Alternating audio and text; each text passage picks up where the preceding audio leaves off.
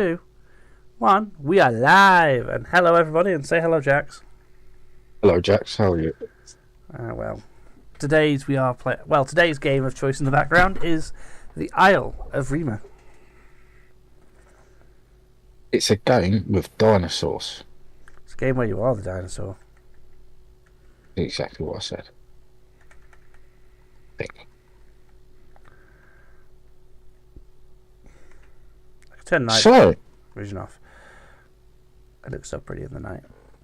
you've been massively entertained by one of your favourite franchises this week. I have been massively entertained by one of my favourite franchises this week. Dungeons and Dragons. Yeah. Oh, yes. Yes. There's a new Dungeons and Dragons book. Also, can we just discuss Project Sigil for a minute? Yes, go ahead. I quite like this. I know people are upset with it, but I don't care. I actually genuinely seeing it think it's a good thing. I get that people love D&D's pen and paper. I understand the whole appeal of like playing pen and paper, but we have to have officially, supported, virtual tabletop. In all intents and purposes, is a good idea, especially considering that we live in an age where more and more people are connecting and playing D&D online, playing it over the internet and everything. So it's like... Yeah, I mean, I would say that for me, for example, I had played randomly in the past, but it's so difficult, especially if you're a new player that doesn't really know anyone else that plays, to get a game going and join in, especially when groups that are friend-based and you go around to someone's house. They've already got their own friendship circles. Yeah. Well, I wouldn't have been playing D&D now if it, one, wasn't for lockdown, and two, wasn't for the digital ability to play. And let's be very honest, if it wasn't for that massive upsurge of people playing D&D using a digital tabletop, you wouldn't be in a place, the D&D wouldn't be in the place where it is now, with a massive movie that everyone enjoyed, and a massive resurgence in funding and storytelling in the franchise.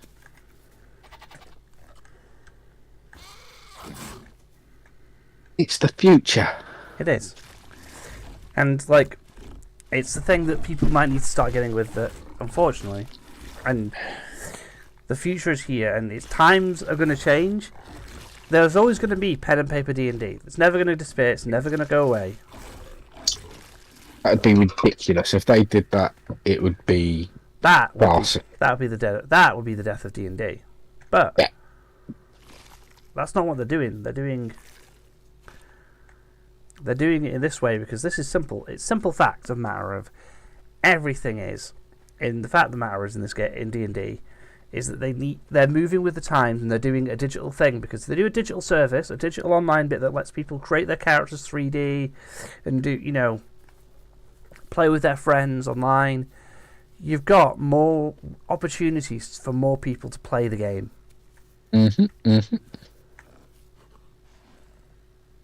And in my opinion, it's always a plus. It is always a plus. Let's say a game and a community only dies off when there's no one new to replace the people that have left. Oh yeah.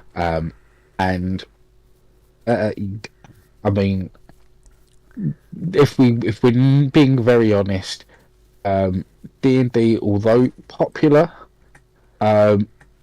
it wasn't a game before lockdown. It wasn't a franchise that was massively growing.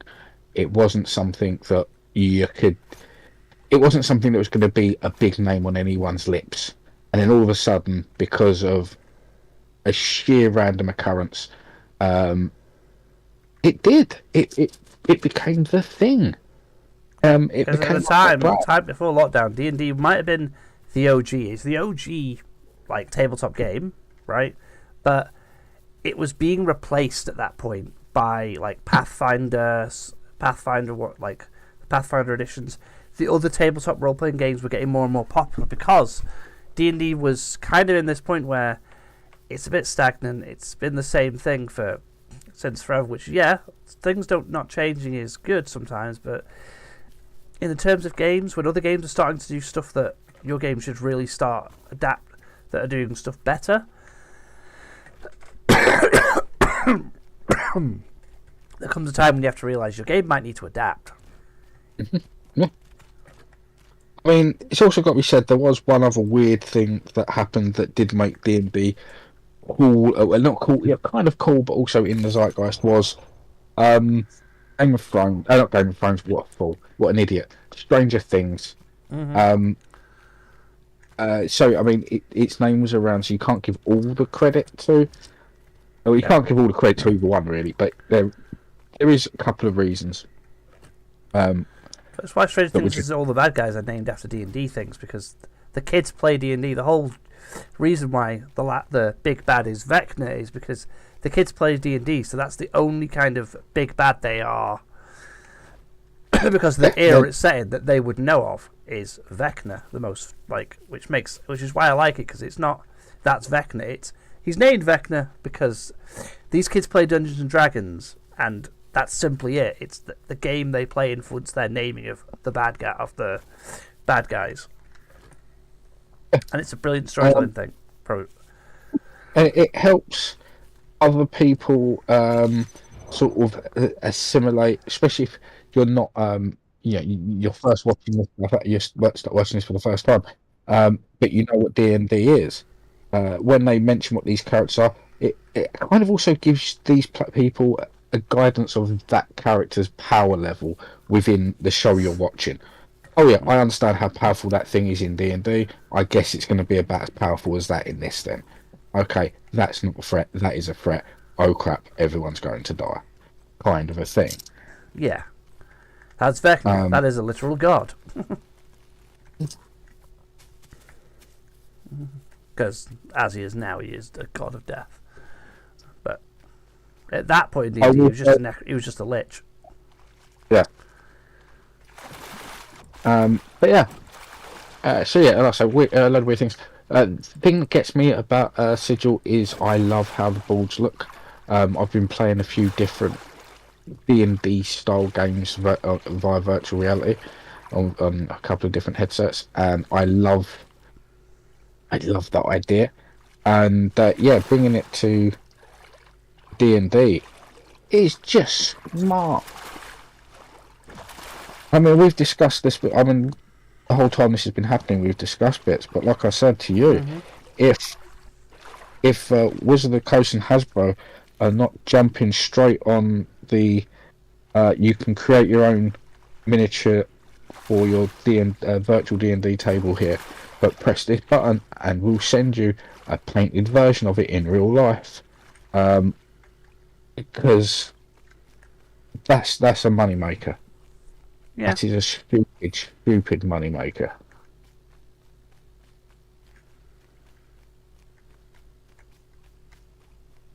Hasbro do seem to have a weird thing against making money.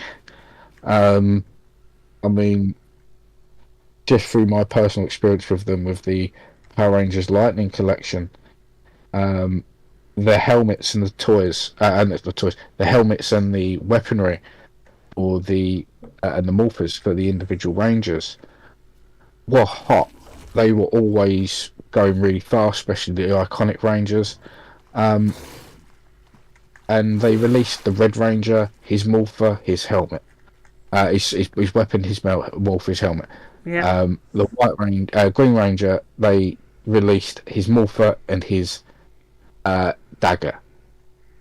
And then it was the White Ranger's helmet, Lord Draken, the Pink Ranger's helmet and morpher, the Yellow Ranger's helmet, morpher and weapons, and then that's it. Blue Ranger's morpher and helmet and weapons. No Black Ranger at all. It just seems to be crazy. A cheap bow and arrow, for goodness sake, for the Pink Ranger. It doesn't even need to be an arrow.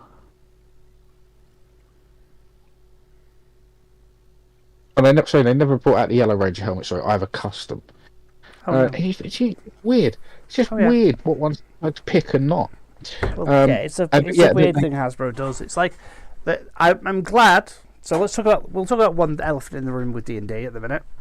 The controversy that people seem to be spreading false things now, even because Hasbro have come out and straight up said that they're not going to do it now. Where Hasbro originally were going to do it. They were originally going to basically replace all of the D&D 5e characters and sheets and everything on, all of them, the character sheets on D&D Beyond, were all going to be replaced with, wait for it, character sheets of the new edition, even if you don't own the new books. So you'd lose access to all your character sheets. Yeah. I couldn't see that being a long-term decision, in my opinion. No, they were going to do it, and then they decided, okay, we won't do this because we understand that this is a bad idea. Yeah, it sounded like a stupid idea. They got a lot of backlash. They immediately turned around and went, yeah, sorry, we won't do this now. Yeah, I don't think they truly understood how badly it was going to affect players. Honestly, I thought this was something that they in their heads, they thought this is going to make them want to buy the new version because they'll see how good it is. Well, I'm buying the new books. I'm going to buy them at the end of November. I'm buying them after they're all out in November because if I buy them now, I'd rather wait until after November to possibly start moving our campaign over to the new version. Because I was looking at some of the changes, like Barbarians can now Rage now has a use outside of combat. That's like that is a very nice change where they can use their rage for perception checks and for stealth checks and stuff. They could use their strength for those values when they're raging outside of combat, which is kind of a neat little difference. Mm-hmm. But obviously there's going to be a few things that are actually going to be awesome for everyone. Well, it's like Bardic Inspiration. Bards now get a free use of Bardic Inspiration if they at the start of combat, if they've used all their charges. How's that for a nice change for Bards? And their magical secrets thing, apparently you can't pull Paladin or Ranger spells anymore with it. Okay. But you no longer now have the debuff of, if you wanted to change the spells you've taken, you have to pick them from the Bard list, like in 5e. You now can pick them from any of the lists that you have access to. If you go to change the magical secret spells later on in the game, you can change them now and keep magical secret spells rather than change them and lose all your magical secret spells because, I want to change it. Oh yeah, you want to change it? You've got to change it to something from the Bard subclass now. Now they get to keep. I want to change it. I'm going to change it to something from, for example, like the Wizard one or the Sorcerer subclass. Well, no, I had so that side of it. I have not been paying any attention to. I knew that there were a lot of the controversy I heard about was people worrying that the books are now only going to be digitally purchasable. The physical books. I could buy a physical bundle that gives me the physical books and the digital books together. Yeah, but the thing is this is the thing that was getting me because I got a bit confused here because a lot of people were getting really angry over the fact that the books were only going to be digital from now on, and I couldn't remember anyone saying that, and I was like looking it up, and no one was saying it, and in the end, they had to say, "We're not doing this." Yeah. I was like, how stupid would they actually? That makes no sense. I don't know. This is clearly something they wouldn't do, because doing this would be a bad decision for them. Yeah, incredibly bad. Like, they know that D&D is like their big. This will print us a lot of money. They know that it'll print them a lot of money. They might make dumb decisions. Like, I will never say that Hasbro does not make stupid decisions. There are like certain stuff that if they did it, they would just print money for D&D. Like if they re-release certain D&D, beloved D&D, what's it called, book, settings, again, people would buy those books instantly. I bought the Spelljammer one instantly. Yeah, it's not as good as the original Spelljammer. I'll never claim it is, but It's nice to go back to these places every now Yeah. and again. Like, yeah, they didn't put rules for how does the traveling work in these ships? I'm like, the traveling rules are already in the player's handbook for normal ships. You modify them basically by the speeds of the ships. Was the way I thought of it. Which, yeah, it means you travel a lot faster, but it's because you're going through space. Also, anyone watching the stream, if you're wondering what I'm doing, I can hear a goat. My headphones are not very good at picking up the directions of shit. No, and that's why she's currently climbing a tree to look for a goat. Yep. As if it's going to be up there. No, I'm climbing the tree because then I could get a better vantage point. It's black. I'm a Herra. I like Herras because you can jump you can jump down from trees.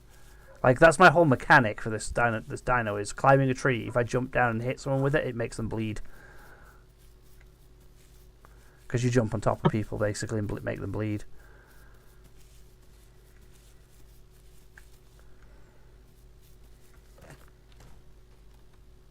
Oh, what was it? Me and the wife have been watching Star Trek, the original series. The original series. Have you gotten to the Spock's brain bit? Spock's brain being No, yet? we're only on season 1. We have, and the next 2 episodes are the 2 Captain Pike episodes where he's in his chair. And this is quite funny because we've been watching it other than watching Lower Decks, which we watched straight away. We've been watching it in timeline order, not including Enterprise, for many reasons. No one wants to watch Enterprise. It messes the whole timeline up, in my opinion. It does mess the whole timeline up, and when you get to the final episode, and sorry, spoilers, it's nearly a 20-year-old show, you find that it's all been a holodeck recreation by Riker. By Riker. Kind of kicks you a bit in the nuts. Do you know why they did that, by the way? Because they saw how badly the show was actually getting panned by Star Trek fans, and they went, guys, this doesn't mess with the lore at all because it's a holodeck simulation. That was their way of trying to fix it, with everyone being mad. Apparently, one of the ways of fixing it. It's one of the rumors. See, that's the thing. That's one of the things I heard about it. It's like, okay. The rumor I heard about that was that the original ending was so flat, with it just being that speech, and the viewer numbers were already tanking very badly, and if they got a high enough view numbers on the last episodes, they would be able to at least make a bit more money in syndication. Like I say, this is probably rumour. That they used the whole Will Riker and the other toys coming back to make it a must-watch episode. We'll bring back 2 beloved characters from one of the most beloved series of Star Trek. Yeah, I mean, they tried everything, man. They got RoboCop. They got fucking they brought the Borg into it for Christ's sake to try and drum up, and I'm like, and I still hate that they brought the Borg into it because, like, people complain about Strange New Worlds and going, oh, the Gorn, why are the Gorn here? Because, you know, in that original episode, I'm like, I was rewatching the episode, and I'm like, I don't remember these lines that you guys keep coming up at in this episode about. We've never met them. We've never seen one before. We've not seen one for 8. We've not seen one for a while. And I don't remember the line completely, and I will be watching it very soon. But from what I recall, the actual line is, any one of our ships that have come across one has been destroyed. Mm-hmm. So, I mean, that would kind of mostly ring true anyway, especially seeing as though in most of the events that we've then seen the Gorn in later on have been events that have either been covered up already or are likely going to be, especially in the most recent episodes before the new season. I don't know if the new season's out yet or not, if I'm honest. It's not. Well, Strange New Worlds, no. Yeah. It ended on It- well, such a freaking brilliant cliffhanger, though. it did. But one of the things that episode did put out there is that whole planet was left to get fucked over because the Federation didn't want to intervene, and they've got politics. That's not going to be something they're going to broadcast. Oh yeah, we let an entire planet get feasted on by these aliens while we sat back and did nothing. I do love, though, that the Strange New World Season 2 seems to be assembling the Enterprise crew. That's what I really like about it. It's like slowly assembling the crew that we have in the original series. Because like, I do reckon the final episode of that show, right, will be the bit where, you know, Kirk first takes charge of the Enterprise. If you know what I mean? I think we're going to get the explosion, yeah, and that it'll be Kirk, which will be interesting because we've pretty much got now the entire crew from that first episode with Kirk. The only one we're missing is McCoy. Yeah, so we're missing McCoy. May Forrest Kelly rest in peace still, because he was like, that man was just the best. He was fantastic. I've never heard a single person ever say anything bad about him, though. It's like, he is just that good. He was just actually that nice. He was. Well, here's a way of looking at it. Most actors, especially back then, do not get removed from their role in any aspect. No. You play a bad guy in 1 or 2 films, you are now Hollywood's bad guy. These are known as literally as black and white hat roles for their use in cowboy films. And well, Forrest Kelly started out as a bad guy in cowboy films, cowboy TV shows. And that was actually his big role before Star Trek, was as a bad guy on a cowboy show. And all the execs were really against having him play the Doctor, because people are only going to know him as the bad guy. And yeah, he was such a nice guy that sort of people didn't argue that he was actually a cool dude. Probably gonna die, by the way, now in this game. Very true. You're not good at it.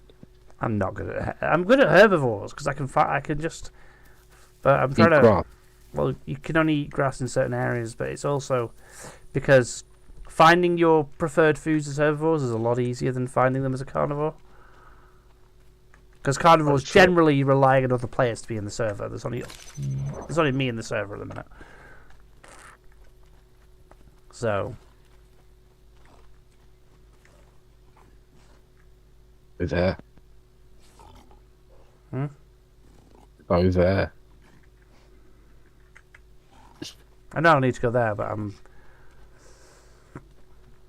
wandering around, see if I can hear like an animal in the forest or something. It's fine in the fog.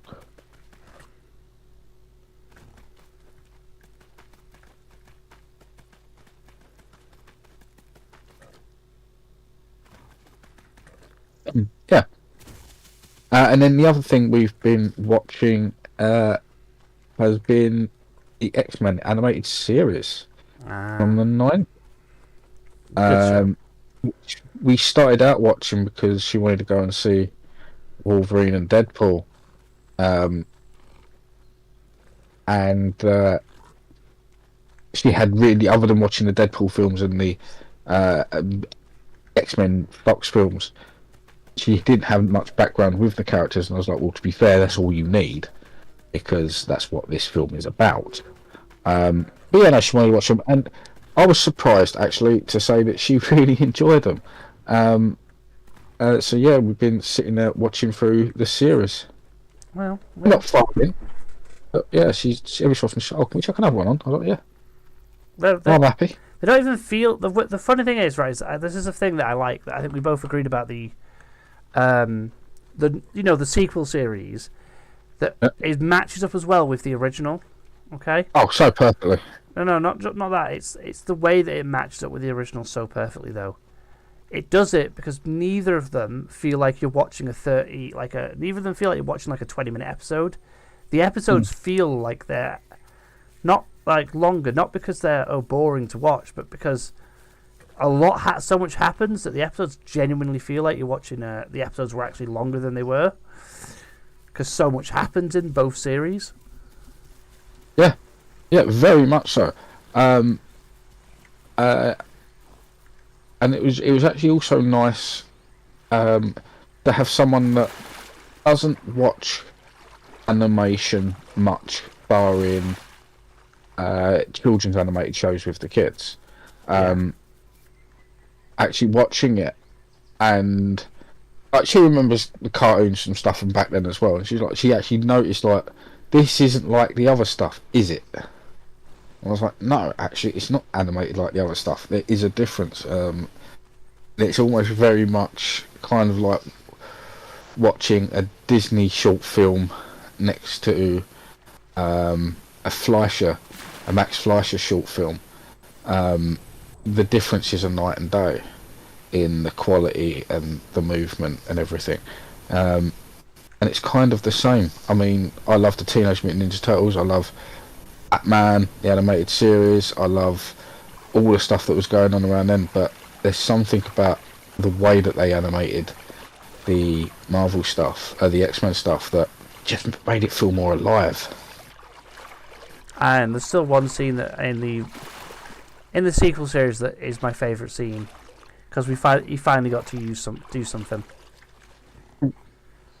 He finally got to stab someone, and it's just the fact that it's like, we've waited for this since the original series for him to finally get to use his claws on something other than a robot.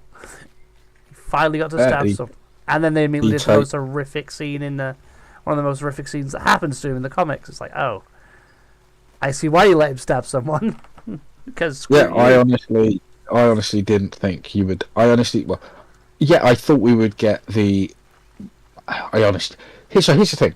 I thought we would get him ripping up stuff because, like most people, you kind of forget that he didn't do it at all in the rated series. You know, he ripped open a few gates and killed a few robots, but that was it. Yeah, and having fought a human, it was fists only or throwing them only. Yeah. It's like if you watch the original Spider-Man series, you know, the animated series Spider-Man, the one that came at the same time. You actually watch that show. He never throws a punch. He always throws his opponent, or makes them hit something else and hurt themselves. There was a very much a removal of violence from violence back then. Yeah, and people go, "Oh, today's kids were." No, but I find it funny about this when I look at these shows that I grew up in. And I'm like, "Oh, today's kids wouldn't have been able to, wouldn't have watched the shows back in when we were kids." I'm like, "Shows when we were kids were freaking mute, were tame on the violence because their senses were so like, we can't show that. It's a kids show. You can't have them. You can't have Spider-Man punch the bad guy." Well, and one of those things where what they gave you was enough excitement for us to fill in the gaps. You know, that's why there is a lot of nostalgia for this stuff, because a lot of the memories are so much more than what the actual item was, if you go back and look at it without rose-tinted spectacles. But at that time, you've got to remember, this was a weird time in society, especially if you were a nerd, a geek, because these shows that were kind of meant to be a little bit violent because of what they were having to be halted in their tracks because of the massive anti-violence in video games wave that went across America and Britain, well, through Europe as well, but Britain in particular. So many shows over the next coming 5 or 6 years would be nerfed because there was already a big problem with violence, not gun violence in particular, just they didn't want violence, but this did affect other shows, in particular a fantastic show that I hope you've watched called SWAT Cats. Was actually a popular show. People loved it. People watched it, and it was decided to be way too violent. What was the other two games that got done on very similar issues? Manhunt. No, Manhunt was just violent. That was pure violence, and that was a bit later on. No, so Time Splitters and the other one was Streets of Rage. Streets of Rage and Time Splitters had violent.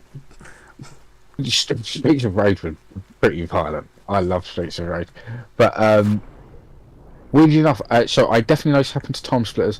I do believe the exact same thing happened to Streets of Rage, which was meant to have been Streets of Rage 4 at the time.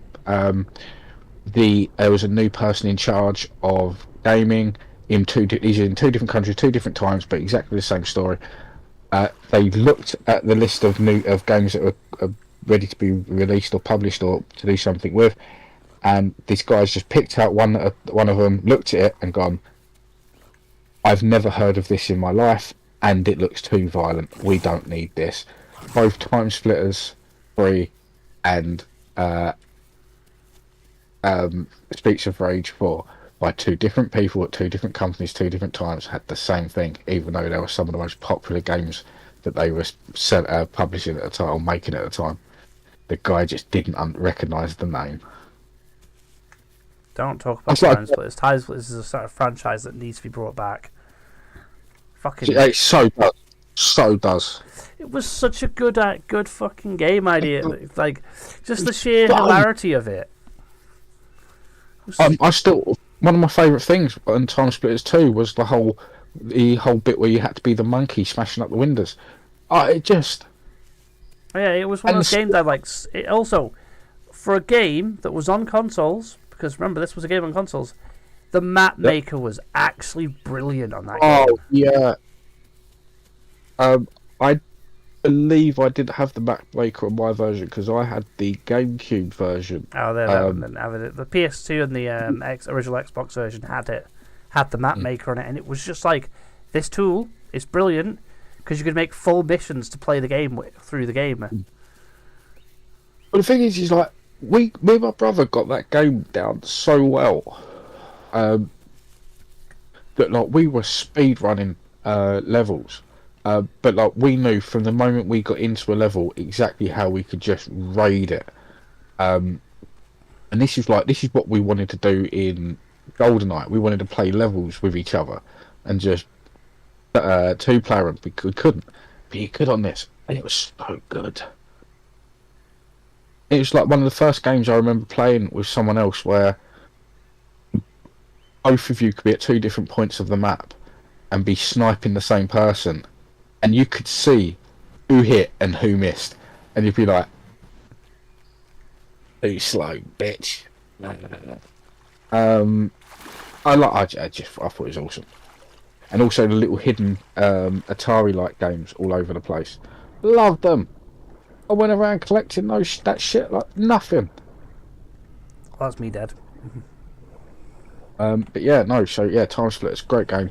Completely fucked over because someone didn't recognise the name. Like I say, that's like someone going into Rockstar and saying, why are we spending so much money on this Grand Theft Auto? Yeah. It's the 6th one? We don't need 6. 6 is enough. What else have we got? Solitaire for Friends. Let's do that one. Funny thing is it's...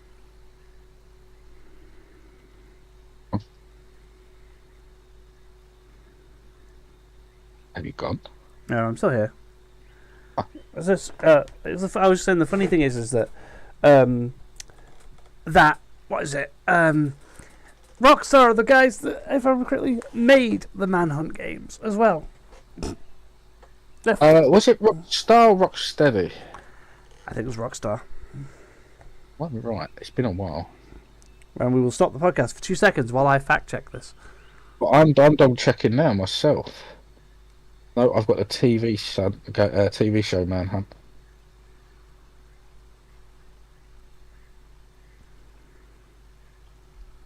I've got the board game, Manhunt. Developed by Rockstar North, published by Rockstar Games.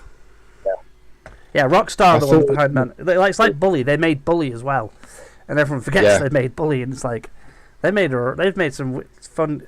Their GTA formula though, it's like it actually works for Bully. It works for Red Dead Redemption, but I'm one of those people that thinks Red Dead Redemption's story is rubbish. I'm one of those people that everyone goes, how? And I'm like, because it's just not fun to me. The story doesn't interest me. I am so with you. I don't get me wrong. I love, from an artistic point of view, I love everything they've done with those games. I know people that love and play them, go over and over and over.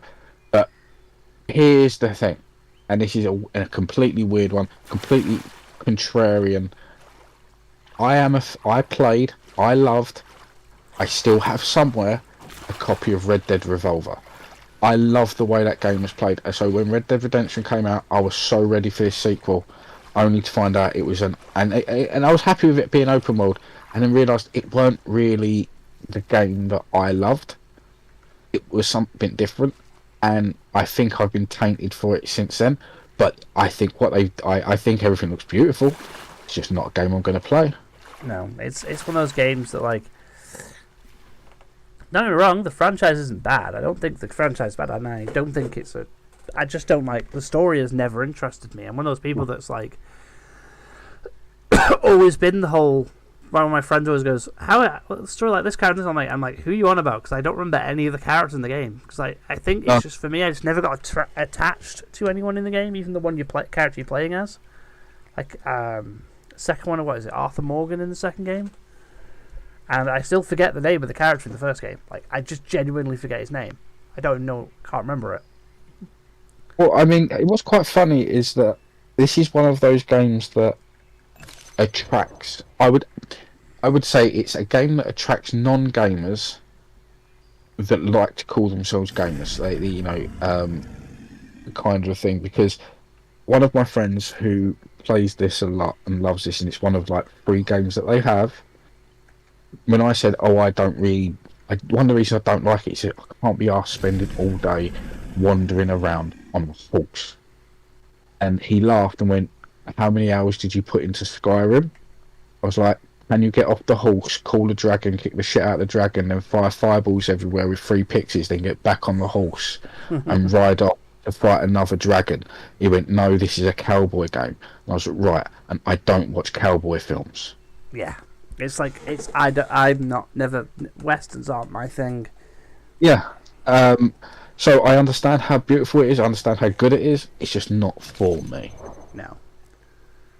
A great example of this, me and you, I think we definitely discussed this. I think we're on very similar veins on it, even if we enjoy the game differently on different levels. Dragon Age. I love Dragon Age 1 and 2.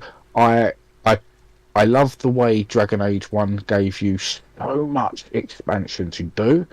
I actually loved number 2 because of the elements that it brought forward history-wise. I wish it had done more, but I also like the way it is very much a confined game. You're taking on a person of a family. You're not... And yes, it does mean you don't have all the different races. It does mean you don't have all the different cool backstories. But you get a concise story in a universe that lets you bring back some people from the previous games. The third game did not like. I've tried so many times. I've had it on the 360. I've had it on the Xbox One, and I've not enjoyed it. Whereas I'm like, I love Dragon Age. I love Dragon Age 1 and I love Dragon Age 3. I don't like Dragon Age 2. That's because, like, I genuinely dislike 2 because I found 2 to be the boring one. And the irony is, I dislike 2, I think, because 2 forces you to play as, like, you don't get a choice on what race or anything. And I think for me, the thing that makes Dragon Age, like, appealing to me is the way that world reacts to the different races. If you know what I mean? Like, it's the interaction. Like, if you play, like, Dragon Age 1, for example, we both played it, we both love it. Playing Dragon Age 1 as a Dalish elf is so different to playing Dragon Age 1 as a city elf. Even though you are the same species, it is you literally, because you are two separate like origins of where you've come from. It's you straight up get the whole difference, and it's like, oh, this is actually kind of interesting. Started out as a dwarf warrior is very much a different experience as starting out as a human warrior. Yeah, or even the dwarf common and the dwarf peasant. Like the starting story is not just different, but it's also when you come back to the dwarven city as either one of them, the story is dynamically different depending on which origin you have. Because and it's like when you're a city elf and you interact with the Dalish in the Dalish quest, you don't have like any sort of connection with them. So and they like you get insulted by them because you're a city elf. Whereas when you come back as the Danish elf, the Dalish elf, because that's your tribe, your clan, you get like conversations with them and get extra like well, I think they're a different clan to yours, but because you're a Dalish elf, you get different like similar conversations with them, which is really neat. You get special like, and the same with being a human noble storyline. And then the other thing that annoyed me was that there's only one human origin. You know what I mean? What do you mean?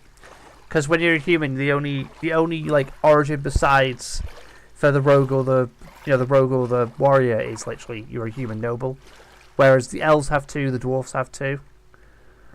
The only way, and then anyone who's a mage shares the same one or shares the same story. Yes, that's very true. I believe the only time that changes if can't you pick apostate can't you pick apostate first as well? No, can't pick apostate mage. You have to start as Chantry Mage. Yeah, start. Okay. Even if you hit the elven origin, you can't be a Dalish elf. You have to be a Chantry elf. Yes, that's right. Because remember, Dalish elves only have one keeper. That's right. But yeah. No, but I mean, like I said, the second one for me, it was the way each, because the second one is more of a story about how each class is treated differently, and by class I mean if you pick mage or a warrior or a rogue. Yeah, the new one I'm genuinely excited for. Me too. It seems, for me, it looks like they're going back to what made the first game fantastic. People are complaining because they said they're doing a more Mass Effect style way of doing the missions rather than Origins. But I'm like, rather than Inquisition. But I'm like, I'd rather them do that because that's where BioWare excels. When the levels are like, a little bit linear, but they're like the levels themselves are like a full story and stuff. The game excels with them. You know what I mean? Oh, yeah, but also they managed to do something else. That if you do play, especially the second Mass Effect game, that yes, technically the stories are linear, but they're kind of broken up as well. So if you're following a guide, or if you're just doing it straight on, and you're like, right, this story sends me to this planet, this story sends me to, and then it sends me to this planet, this planet, blah, blah, blah. And as long as there's nothing there that says you can't do it until you do something else, you can run that story through. Yeah. But if you do one planet and then you go, oh, actually I'm next to this planet, so I might as well go over and do this bit and this bit, and then you find if you get there, you've got not only a ton more different dialogue trees that might open something else out, but you might have picked something up or someone up that does something different. Yeah. And that's the reason why you don't go straight from A to B to C in those games. You Miranda, you're not just doing one main story, you're actually doing a main story plus a ton of little side stories, not all generally in order. Kind of like a D&D game. Yeah. And you can, like I say, you can do it really fast and really boring by just following the guide. Oh, now you have to go to this planet to finish this bit off and this bit, and that's how you get all your character bonuses and all your. Oh yeah. Yeah. Like, I will admit, that's how I played Mass Effect 2 the last time I played it, but that's because I was playing the Legendary Edition. I was playing the game for like probably the umpteenth time. and I was playing it through to get to the third game to go through all the DLCs, because I've never actually owned the DLCs for Game 3, because when it came out, I will admit, I was one of them people that got incredibly pissed off at that game. I got to that ending and was so upset. Yeah. And didn't buy the DLC, although the DLC did fix the ending. But I was like, well, they made it free, the ending one at least. Yeah. But I just never got around to it. I never played back through it to see it originally. So I was like, I'll see it now with the actual ending. And yeah, it actually makes the endings bearable with the change. What gets me, and this is, this still knocks me, and I know I'm in the minority here. Mass Effect Andromeda. I got that day one. Other than the few funny glitches, I did have one game-breaking glitch, but other than a lot of the funnier glitches that you get in BioWare games, especially early on, and 9 times out of 10 later than that, I didn't have a problem. I love that game because it reminded me of the first game, but with fixes. With fixes, no one bothered to fixing the original until it got re-released. Yeah. I enjoyed it immensely. I was so upset that I didn't get anything followed on from it. Well, I was upset because the DLC got cancelled. But there was supposed to be a DLC for it. It got cancelled because the game just didn't do that well. And I'm like, guys, this actually was genuinely a good Mass Effect game. This was, there was bugs when it came out, but I'm sorry, but in my opinion now, if as long as the bugs aren't game breaking, excuse me, as long as the bugs aren't game breaking, the gameplay itself is fun. It's it's got a good feedback loop. You're getting a good gameplay of it. The fact that you could change your class on the fly in that game, and it's not the same BioWare thing of all these characters are really, really well done. Like all the characters are really nice and well done in that game. Again, just like in every other Mass Effect game. And I like the fact that you were just wandering off into these places where you knew someone had been before, but you didn't quite know what. Yeah. And you were slowly learning. One thing I will agree with a lot of people is the main story was a bit flat. I will agree a little bit with that. Doing something with the sister should have been more important. Making her the villain slowly over maybe your character doesn't realise, but you see it slowly, her turning, and then the next game, bit more. Third game, she's your ultimate villain. And you've got to either call her down or fight her off. Well, the thing that mainly annoys me is that I actually genuinely liked the storyline with the cat. Yeah.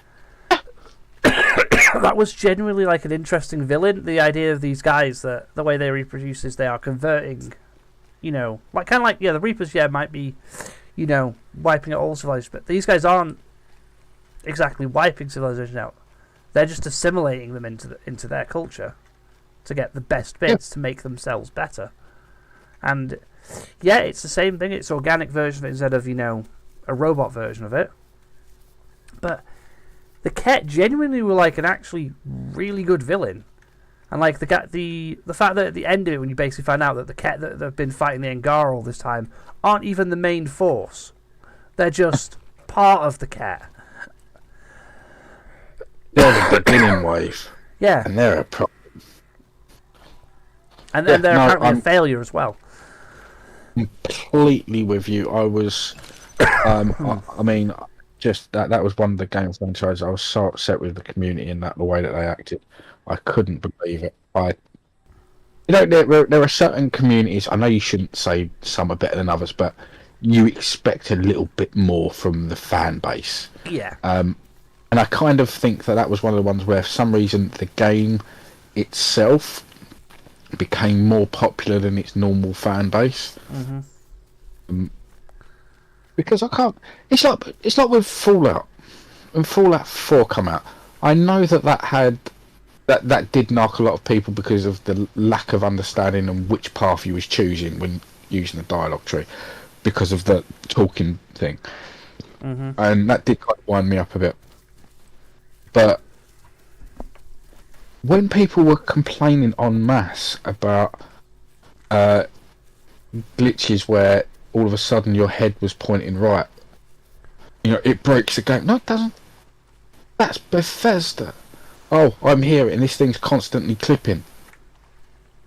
That's never been a problem in a Bethesda game before. Not because it didn't happen in a Bethesda game before. It's because none of us cared. Yeah, we don't care in these situations.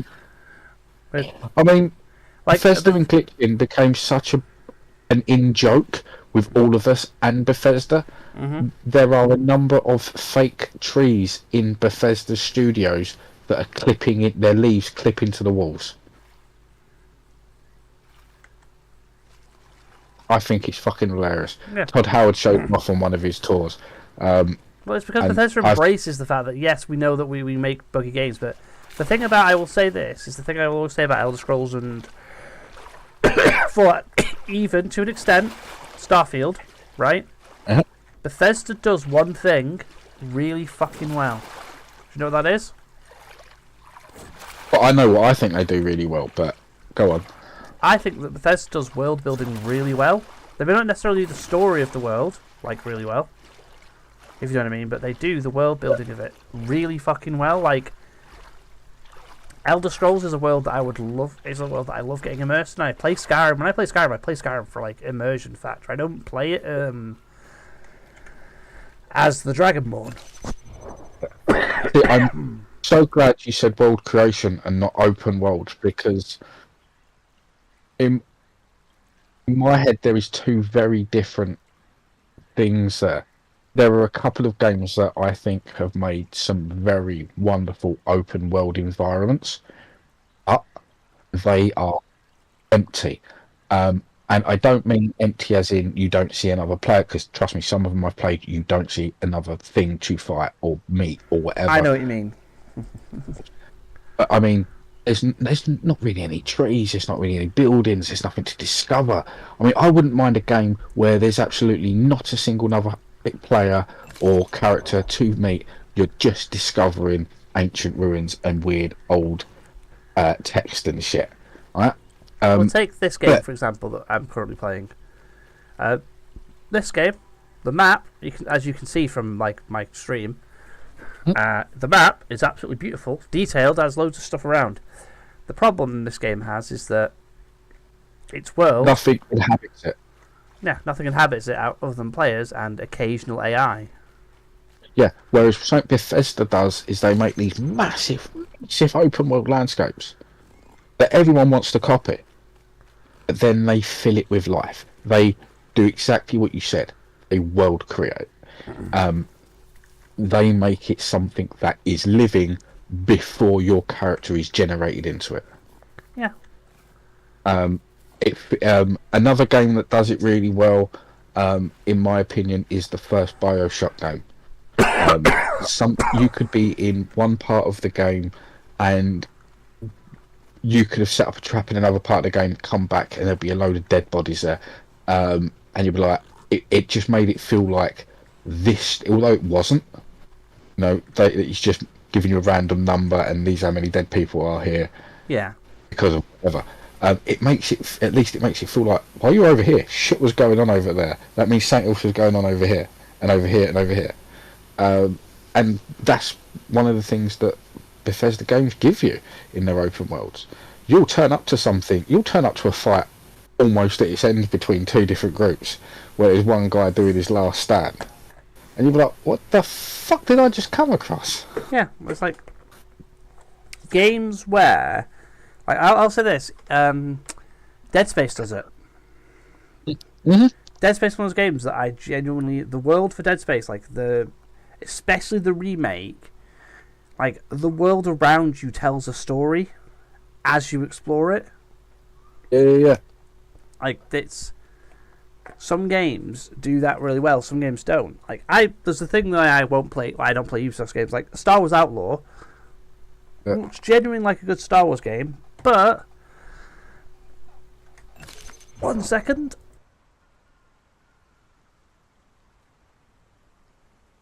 Wow. Yeah, yeah, you should mute yourself better. I can still hear your lungs coming up. Wow. Fair enough. I will talk quietly to the stream while you're coughing. There. But I was Well, saying, yeah, no. One of the things that I would say about Dead Space, weirdly enough, is I agree with you. Love Dead Space. I'm a big fan of all three of them. Even though the third one had its awful problems with pay to win mechanism, but that was a game that kind of really does the opposite to Bethesda. That was a really, really small space when you actually look at those maps. oh yeah, Played to the brim. but yeah, they're filled to brim with like stories and stuff to tell you a story. Oh. Weirdly enough, a game that reminds me very similar is first Portal game. No, was it the first or the second Portal game where you start finding writing on the walls? Both. It happens in both ball games.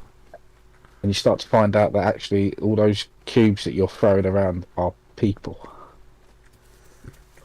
Or, well, it's also not just that. It's also you find out also, you're slowly finding out that Gladys may or may not have killed every single other person in this facility, and you're just the latest in the long line.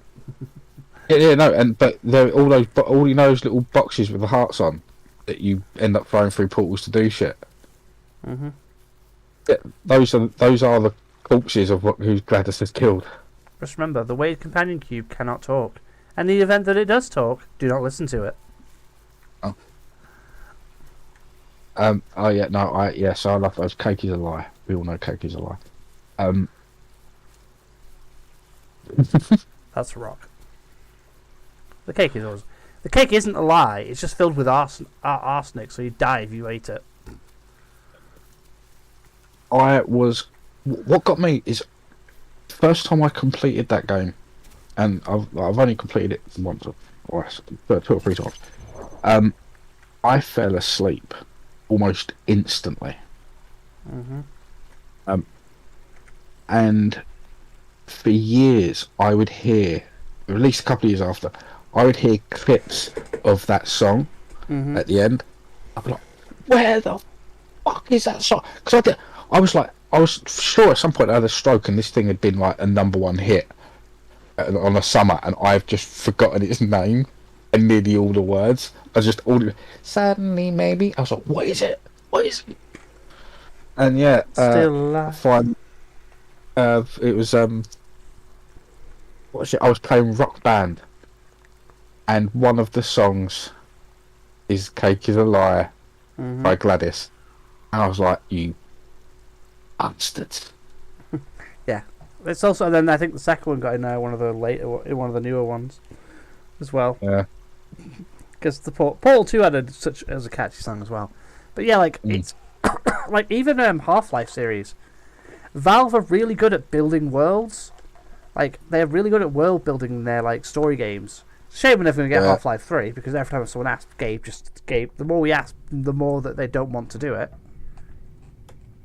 Well, see, here's the little tinfoil hat on here. I think Gabe Newell would love to be able to do it. I think so many of that original team that made it special are gone, or are in positions now where they wouldn't be making a game. Yeah. That he knows it can never be truly what anyone could ever want. They had the same. The people that made Doom had exactly the same problem.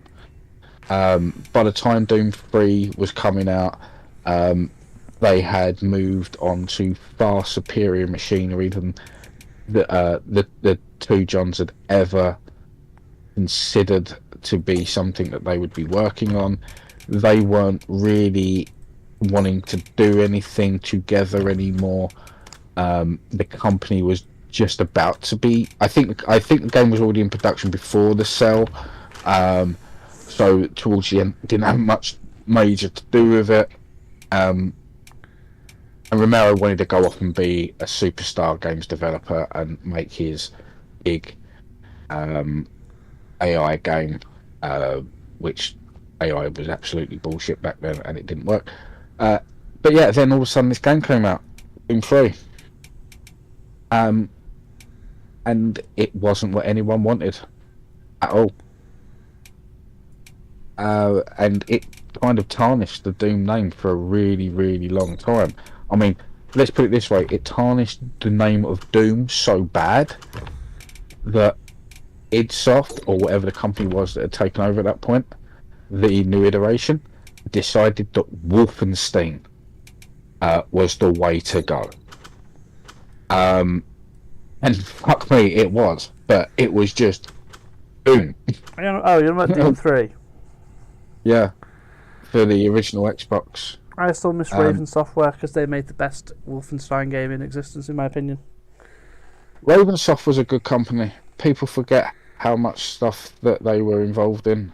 Yeah, they made the best Wolfenstein. The problem is I always forget its freaking like subtitle because But it's like they made... you know what I mean. It's like the hub village, like that little village that was the hub. Yeah. And stuff, and it's like it was just so. I'm playing on a different server now, by the way. Can you guess what colour scheme I was trying to emulate with this colour scheme, Jax? I don't know. Come on, you should be able to guess. It's from a very famous film. Look. Well. Jurassic Park. Yes, but which one? Oh, so that colour, it would be... It's not the one that says, wake up. It's the first one. No, it's the second one. Don't go into the long grass. Because the raptors in that one are orange, whereas the raptors in the first film are green-ish. So, I don't know where I'm going to start. I'm going to start in a random location. Best rail access will do. I'm a rat. Oh, yeah, so the reason I liked Ravensoft was... I mean, we've talked about most of these games on stream, because they were kind of the company that took over from Doom in many ways, because they did it, like I say, they had Wolfenstein. I can't remember what other license they took from idsoft. Did they take Hexen? Yes, they took Hexen. Oh, or was Hexen their own? I can't remember. Let's see if we remember these games, my friend. Sparta Elite Force. Yep. Genius game. Absolutely genius game. Star Wars Jedi Knights 1 and 2. I mean, yeah. X-Men Legends 1 and 2.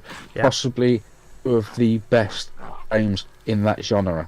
I really wish I could get versions of that. The Quake was mediocre. Marvel Ultimate Alliance, which was basically a rip-off of the X-Men games. I've no idea. Controversial game here, but actually was entertaining for the most part. X-Men Origins Wolverine. So here's a fun fact: I have just almost died from cancer immediately. Ouch. I don't even know what dinosaur's near me. There's just a dinosaur near me. Yeah, no, Ravensoft had a massive catalogue. Well, not say a massive catalogue, but a great catalogue of games. It was a shame that they... Oh, there's a crocodile right there. I'm on a Russian server. I'm not going to speak. The Russians, the Russians are here. We can't speak to the Russians. They will hack you. But yeah, it's a shame that they really didn't manage to last out another couple of years, because the games, especially the Marvel games that they were making, they really could have ridden that wave of Marvel movie superstardom into this decade. Easy. Because the Ultimate Alliance games, they do quite well. Oh, I mean, they're only on the third one. It's only available on the Switch, which was a disaster. It's a good game. I've got it. I've got them all. I have somewhere. I do have X-Men and Legends 1 and 2 for the PlayStation 2 on disc, but I don't have a PlayStation 2. But the digital versions are so clunky. It's unbelievable, because you can only get them as ROMs. No one's actually selling them, which is so sad.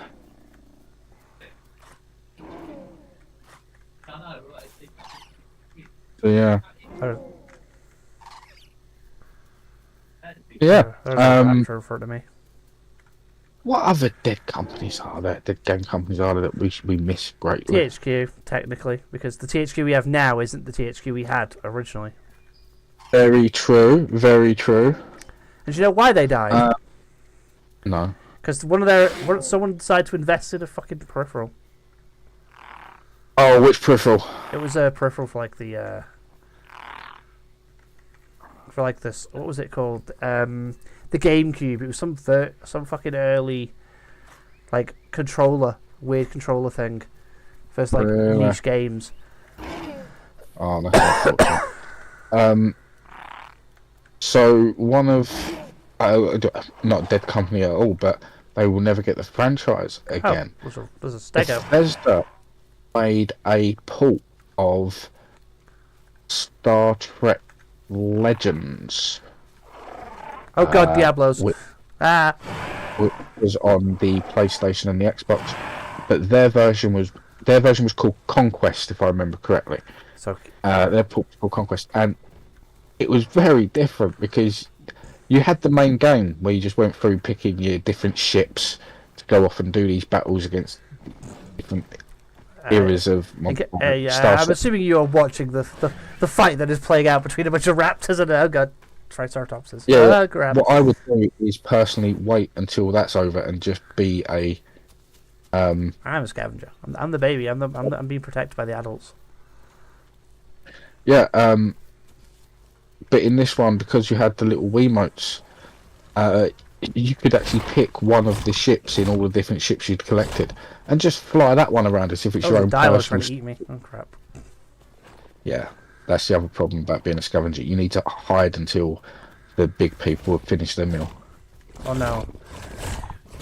Dialo's trying to kill me. Go away, Dialo. I'm not food. In the grass. Run away! Run away! See, that's the problem I would see with games like this. You should be able to hide in amongst all this bracken and stuff, and him not really be able to get to you. Oh, you can't turn the grass off. It's one of my favourite features of this game. You cannot turn it off.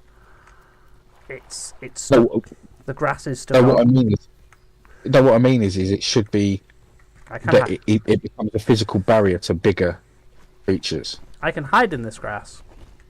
My issue of hiding in this grass is I'm bright orange, meaning I don't blend. Also, all the raptors just got murdered. I am the last raptor of my pack. This is not fun. Oh, there's one left. I'm gonna go run with Grey. We'll see if there's a meal around. He probably killed the Dilo because raptors are better than Dilos.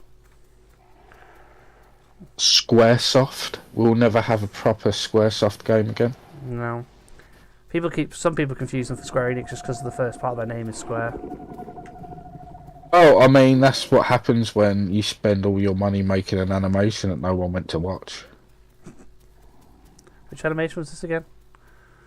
Oh, Square put all their money into Final Fantasy Spirits Within. They self-funded that. And when it flopped, the company went bust. So Enix bought them, merged them. That's where Square Enix comes from. So there's one raptor here, and there's another raptor over there. I'm going to run to the raptor over here, but yeah. Well, yeah. I would say that that's unfortunate because Spirits Within I really like. It's a good film, but I will say one thing about it. It does give me Uncanny Valley vibes whenever I watch it. It's been 100%. Yes. The other problem they have now, this is so unfortunate for them because it really is because it's something that they just couldn't do back then that is fixable now. Like they had got the hair perfect, they had got the cloth of the clothes perfect, they had got shadow perfect, but there was no gravity when they walked. No, they had a sound effect, but it didn't look like they were on a solid surface. It's a weird thing to say, and the only way I can describe it is if you watch the Ultra HD version of Avengers Infinity War or Endgame, sorry, when Rhodey lands his suit on the concrete for the first time, when you first time you see him at the Avengers compound, you see how his feet hit the ground, little bits of dust and dirt and pebbles just bounce up as he hits it. It looks like he's hit a concrete surface. When they walks in Spirits Within, it just almost looked like skating, or like they weren't on anything. It just didn't look good. It's just weird. What's over I am on a Russian server. But the music, this puts me in a weird place. Shows you the technology I was on. I didn't download. I copied the soundtrack of that movie off of the special edition disc where you got the soundtrack via the audio out, Ocular Audio out on my DVD recorder onto my mini disc recorder. I was such a dick. As a raptor. Yeah. You know, the funny thing is, I love how, I will say this, the fact that raptor is, the way the raptor sounds, is, I find it hilarious because it's basically, Jurassic Park has become the de facto, this is what raptor sounds like. Like, the Jurassic Park and Jurassic World movies are essentially the epitome of what? This is what a dinosaur sounds like as far as we're concerned. Because almost every dinosaur in a show sounds like it comes from those movies or in a game. Yeah, well, weirdly enough, I mean, from what I remember of at least their little speeches, that they always try and give dinosaurs the look sounds. Don't hurt me, please leave me alone. As we know it is at that point in time. Leave me alone, Dibble. Fuck off, Dibble. Go fuck off. Go fuck yourself. Look, I'm not trying to kill you, I'm leaving you alone. You leave me alone. It's fucking Dibbles. By the way, there's a reason I hate Dibbles. Because Dibbles are, in this game, Dibbles are quite literally, like, because they're the newest dinosaurs kind of added in the last update. A lot of people that used to play Stego and were like dicks when they would go around killing just anyone as a Stego have switched to the Dibble. Ah, I see. Basically, and so you don't know whether a Dibble is going to run at you and kill you or if it's going to, leave you alone. Even if you're a herbivore, there is no telling what that thing's going to do, so most people have just gone, I'm avoiding the Dibble.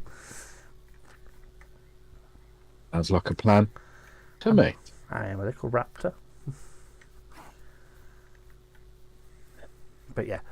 But it's all in the terms of, like, video game stuff, though, like, I think the reason I'm like playing this game, for example, is this is something that's kind of unique in the survival genre, if you think about it. Yeah. Like, almost every single survival game is the same, basically. I'm a dude, I build a base, survive against creatures. Eventually I get guns, and eventually the game becomes too easy, I get bored. And the only thing left is PvP. Yeah.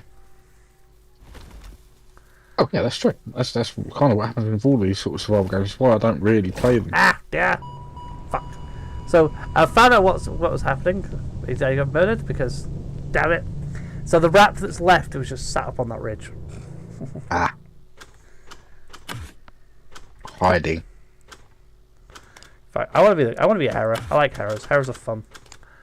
Plus, I can hide on a tree and jump on someone from the top. We're going to be A Brontosaurus. It can't be a Brontosaurus. Oh, that's a bitch. It's not in the game yet. Oh, it's not fair. Could be this dude though.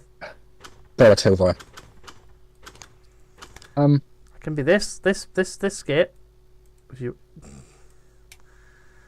know.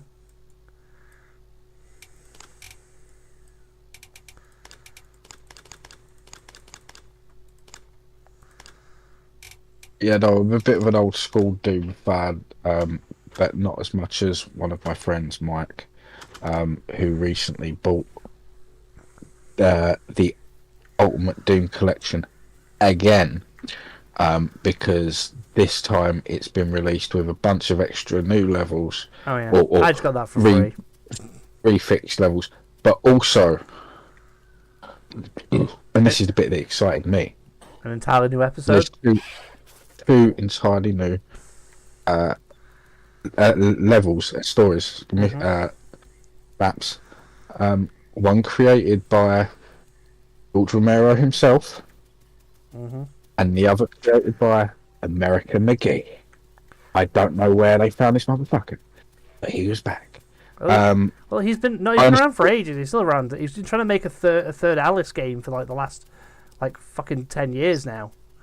Yes, I know. And no one wants to let him make one. And like, dude, just let him because those games are fire.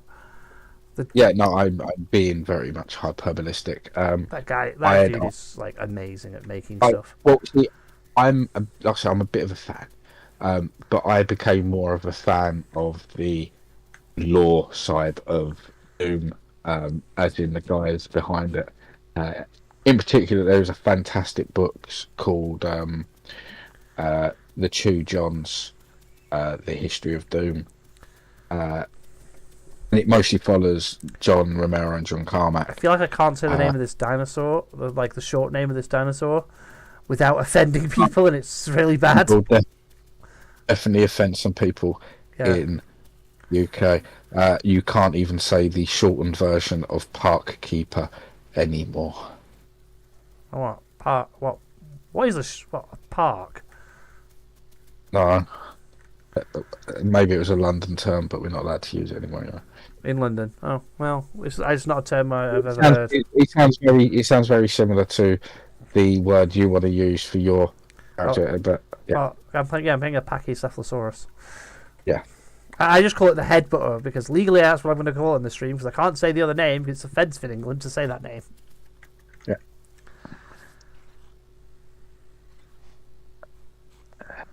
Yeah. No. Which is funny. They really should just change the name of the dinosaur. We did it with Uranus. But anyhow, It's still Uranus. Still Uranus. Big ass. Full of gas. Yeah. Yeah, this is the advantage of being a herbivore. There are bits on the map where I can just graze, even though it won't get me full hunger, but it'll stop me from fucking starving. Which is why technically playing a herbivore in this game is easier, because you don't have to be constantly hunting.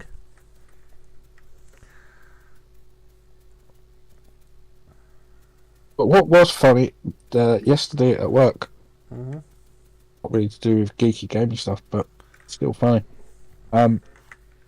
We had a box come in from a delivery from the University of Indiana with a prepaid postage label to stick on a box and send an item back for return if it has to be, as quick as possible by air freight. It's probably about a day or two. And what I sat there and considered whilst looking at a massive box was that is about an hour away from a place I want to move. Well, I'm going to be moving to in a couple of months, maybe a year. I was like, I could just go on a free holiday, just stick that on the side of the box and wait. For God's sake, Jax. You can't ship stuff to America.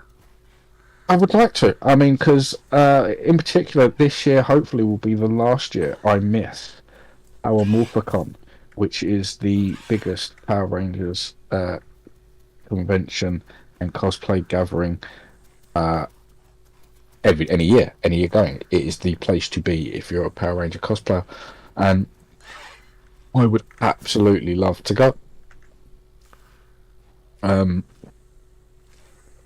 There's so many of my friends went this year, it's unbelievable. It's kind of like if you're a Trekkie going on the Vegas cruise.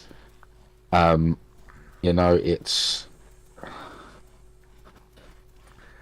big deal. That reminded me of a picture of that LeVar Burton posted the other day with him and Brent Spiner next to each other.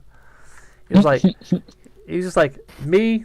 He's like in the picture, it's like Me, my wife, my daughter, my grandmother, and some random white dude. Just like I'm like, I love it. I love the fact that they are such good friends. They will just make jokes at each other repeatedly. Oh yeah. Well, so someone I know via Twitter, I sort of found the account very early on. Someone that was just depressed, but talking about Star Trek and how Star Trek has really helped them out of late. And they just end up being a rather interesting person to listen to. But they've gone all the way from someone just watching Star Trek and I got into they were talking about Red Dwarf. That's how weird they were. They ended up. I think they ended up liking. They liked something I'd posted on Twitter, and then they had posted something very similar, and blah blah blah. That's how these things work. And sort of internet know each other to say hello every now and again. But yeah, no, this year she actually went to. She went on the cruise, and I was incredibly jealous. She had so much fun. Sure, it's more annoying than Star. You know what's more annoying than You know what's more annoying about being a fan of that for Doctor Who right now? What's that? Being a Star Wars fan right now. Yeah, Star Wars. Not because of the stuff Disney's putting out. Because of other Star Wars fans. Well, here's the thing. I'm going to preempt what you're going to be the thing that you're going to say here by saying not only do I agree with you, but I think I'm going to agree with you from a different side to disagree with you in a weird way, because one of the things that I have been seeing is the amount of so-called toxic fans, or at least accounts saying they're fans of that show, constantly blaming the so-called elitist fans. I haven't watched that show, by the way, so I actually have no opinion on that. On the Acolyte, it has nothing to do with the Acolyte. Mine's just on Star Wars in general. Like, it's just there's this whole subset of fans that I'm like, anything that Disney has done since they've gotten Star Wars is trash. Even the shows that you and I would both say are really good. Really good.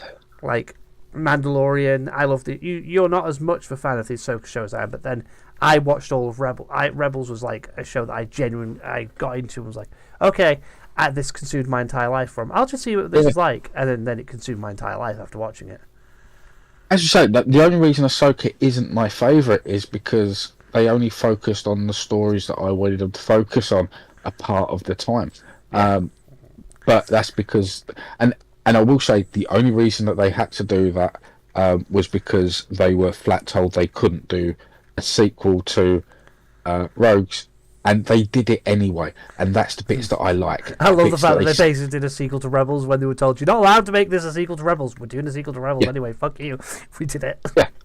And so I will definitely say me not liking a lot of the reasons I don't like it is really pedantic because they had to do it to give me what I wanted in a weird way. But no, I do have other issues with the show, but it's not a bad show. It's not a show that I'm going to tell people not to watch. The only thing about the Acolyte, out of the few episodes I've watched that I genuinely enjoyed, was all of the fight scenes where there were no lightsabers. Like the first episode did everything it could to make me want to watch it. Like I genuinely enjoyed I've only watched I think the first 2 episodes. Because I keep going, I'll watch it, but I'm like, I just can't bother. And personally, from if it has been cancelled, because the funny thing is there's sources going, it's been cancelled from inside sources, but Disney's not said anything official about it being cancelled. Its second season being cancelled. So here's the thing, so Disney have used Deadline to announce these sort of things before, and the one way now, this is a very specific legal point. Having a show not be renewed is different from a show being cancelled. Now, the reason these two are two very different legal terms, if a show isn't renewed, which this show hasn't, this show has been cancelled. There is no if or buts about this because of what has happened after. If a show just gets non-renewed, every single person on the cast and production team are still legally under contract to finish any contractual obligations to that series. So if they're signed up for 5 series and they've only made 1 series, they're still contractually obliged. That means they can only take certain jobs on going forward, because it would have to incorporate this permanent role. A show being cancelled means all those contracts are null and void, including bonus clauses. So, for instance, for instance, if this show gets reinstated next year, and they make it again, and they bring all the cast back, each one of those cast members now are not contractually obliged to stay with the same price tag. Now, so if they've now all become superstars, they can come back and go, no, we're not taking less than 10 million each. And the contracts have to be advised around that. If it was not being renewed... Well, I think one of the cast members is definitely not come back because she's dead in the show. Yeah, no, but I mean, if the show's not been renewed, all those contractual obligations still apply. So even if they all become superstars in the meantime, and then 5 years later they come back to it and say, right, we're going back, and they go, well, I actually now I don't appear in anything for less than 10 million. They say, yeah, but we're going back to an old show. This contract, we're going to give you $5,000. And yes, they can argue a little bit, but not by much. Chances are they'll buy out the contract. So all those actors, all those production staffs have all now been released. They've all off to do everything. They've all legally been... But there's not been any statement from Disney, and all the sites that are reporting it aren't Deadline. It's other sites reporting that are like usually the sites that are the ones that aren't actually like their source. Deadline was the first to report that it had been cancelled. Yes, they didn't announce any particular source, but if you actually look over things in the past, they never release a source. Oh no, they'll never release who the source is, but it's with any other cancellation that they have reported for Disney. Usually, Disney has actually also made official statements on a lot of their cancellations prior. A lot, but not all. But they have, with the Acolyte, they've not made any sort of thing about it, and I don't think the show's cancelled. I don't think it was even going to have a second season. I have this strange feeling that it was basically like Obi-Wan. This is a one series thing. If we're not going to get, because the story, I don't think even needs to go any further, because it's kind of like here's another story in the same universe with these casts, with some of the cast of these characters in the same time period. But we don't need to continue this story. So there was a multi-season deal on all the contracts. But no. I mean, like I say, at this point, announcement or not, the people involved have been released from their contracts, which means under full legal definitions and terms, this show has been cancelled. Now, here's the thing: a show cancellation doesn't mean that only means those things legally. You've got to remember, it doesn't mean the show's not coming back unless your name's Firefly. Let's change Firefly. There have been other shows that come back now, but here is the big problem. And it's the biggest problem in the room that no one seems to want to be truly focusing on, and it's what Disney really care about. And this isn't number of viewers; it's number of minutes watched.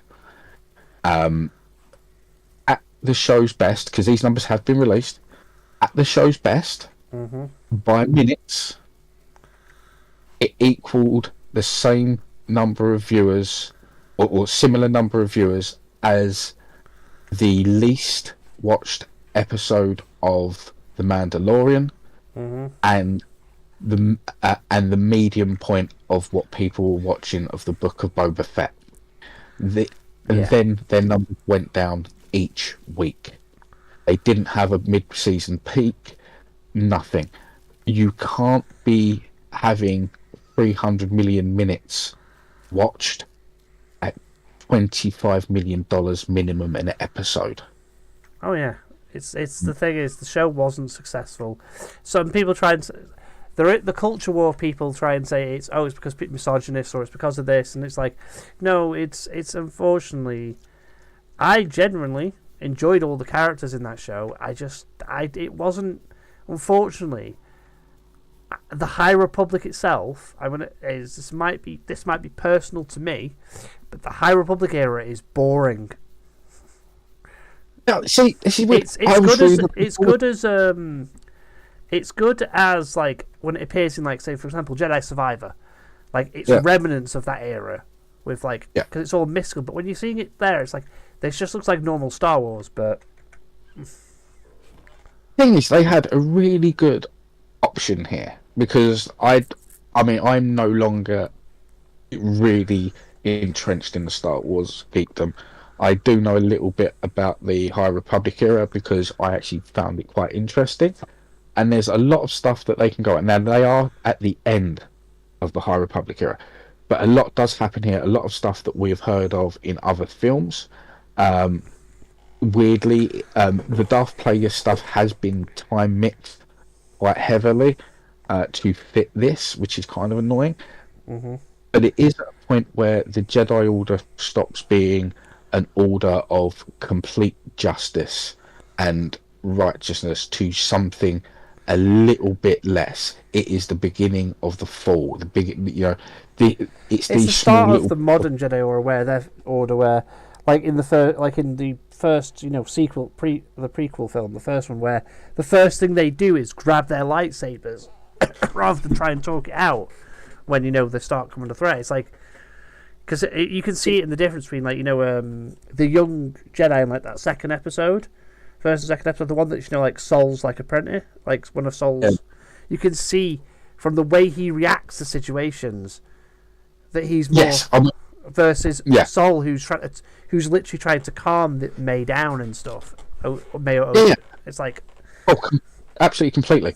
But more along the lines of within the Jedi Order, this is when they started to have hidden knowledge from each other. So, and I don't mean like stuff you wouldn't teach your pupil until they're at the right stage. I mean, amongst the Jedi Council themselves, beforehand, they all knew what they all knew. No one had a side project. But then all of a sudden, you have things going on where we shouldn't tell the others about this because this could be a problem for all of us if everyone knew. Yeah, you're right.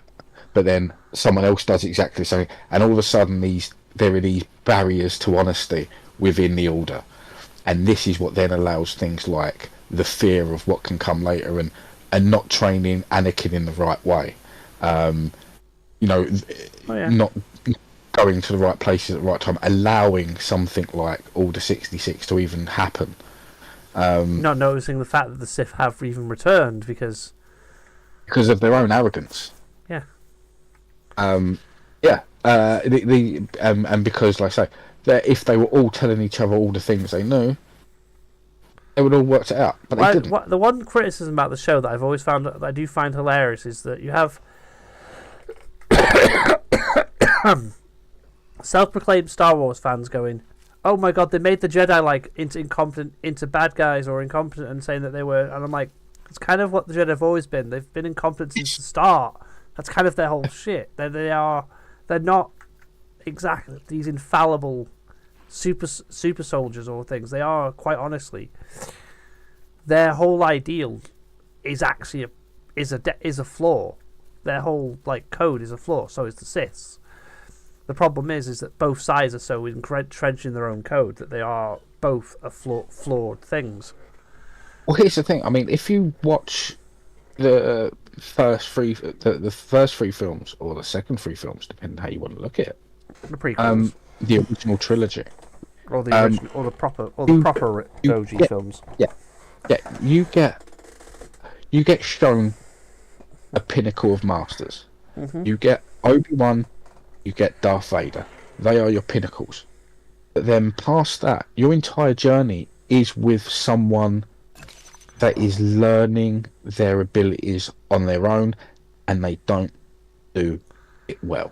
No. If you actually use visual indicators for an example of change, Luke Skywalker himself, I mean, this is something that's been talked about a billion times. This is one of the big analogies. Luke Skywalker himself, throughout the three films, goes from wearing white to wearing black, an indication that he's actually gone from being a good character to a bad character by the end. Um, and you could then argue that actually this is Lucas subverting that shift. But no, but the other argument is you do see him not as the perfect Jedi. He's, especially when he's training with Yoda, he's very impatient. Yeah. He never really learns the full skills. And that's kind of what you're seeing at that point in time with in Acolyte. You got these young, instead of it being almost like going to the Jedi as a young Buddhist monk or a Shaolin monk. Yeah. Most of these kids have been actually now just pulled in because they've seemed sensitive. It's not because they want to be there.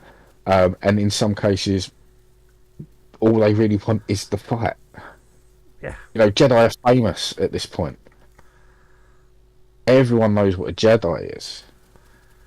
Mm-hmm. Like, they take youths when they're children, but that's the problem, is that when your organisation is seen as, we're peacekeepers, and what does that mean to certain like civilizations, or to, depending on what you're going around the galaxy with your Jedi Master solving peace? It's like, what does it actually mean? Is they had a great way to do to counterpoint a lot of stuff here. I mean, so like for instance, one of my favourite scenes in The Mandalorian is when Mando comes up against the two X-wing fighters, the ex-rebels. Yeah. And they turn around and say, "Look, we can't," and they can't find him in the asteroid. And they're like, "Look, change the code on your thing, because we really have we don't care what you're up to. We know who you are. We've heard of you. You're not our biggest problem. Right? Yeah. We are two ships looking after a massive sector. We are fucked, and you doing what you're doing is actually helping us. Just change your code to make yourself a little bit less conspicuous, because yeah, we won the war, but we haven't got the people to keep the peace. Everything here is a show. Alright, so thank you for what you did. We're just trying to give you some advice." Whereas with Acolyte, they could have said, "Look, we may be the biggest force, most powerful wizards in the universe, but we can fix the big problems. Oh yeah. Actually, we can't fix your day-to-day issues. You know, we're never going to be out. We're not the people that are going to bring bread to the hungry." No. And that would have been an interesting counterpoint to what would actually make people not like the Jedi. Yeah, but it's like it is the point of, like, is it Tales of the Jedi and Tales of the Jedi one? You know, the first one they did. In Tales of the Jedi, for example, they had the whole how Dooku fell to the dark side and followed Sidious and everything. Mm-hmm. And it's that first incident where he's training Qui-Gon on that planet. Where the governor is basically just thingying people. He's basically starving his own people and everything, and that's why they kidnapped the governor's son. And the governor's son has sided with them.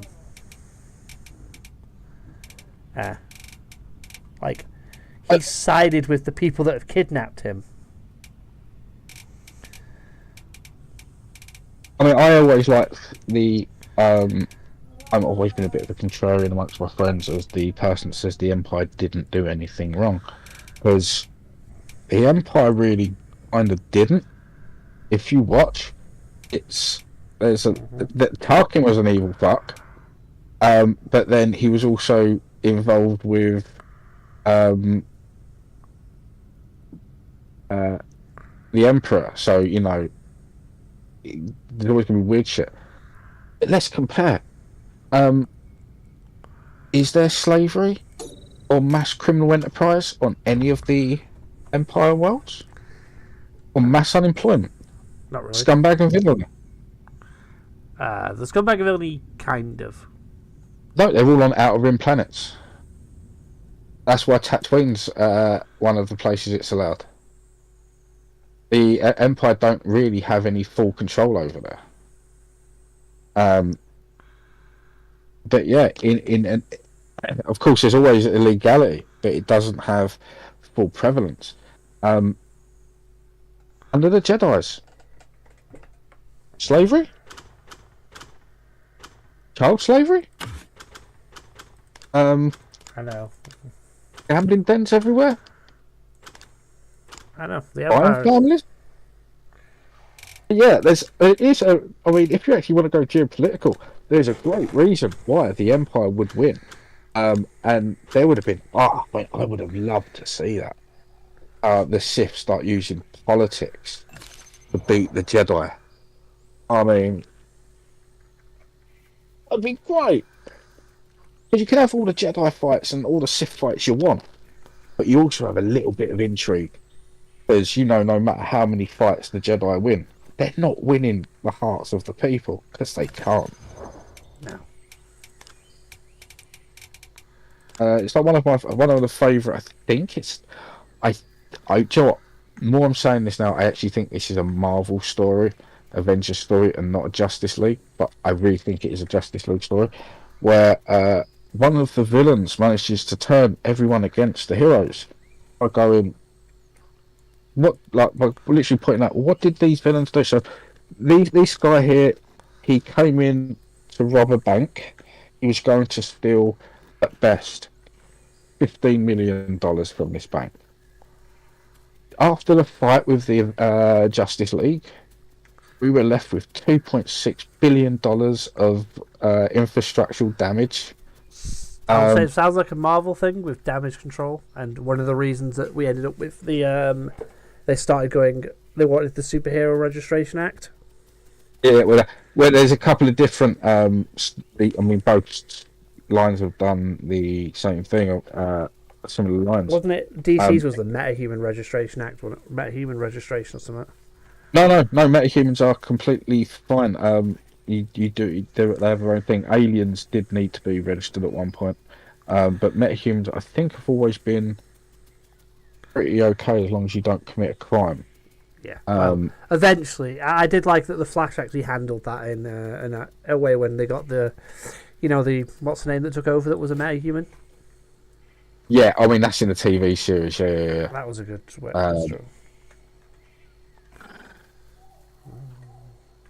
I have a weird feeling I remember something called the Peoples with Powers Act in a DC comic, but I could easily be just making that up on the spot.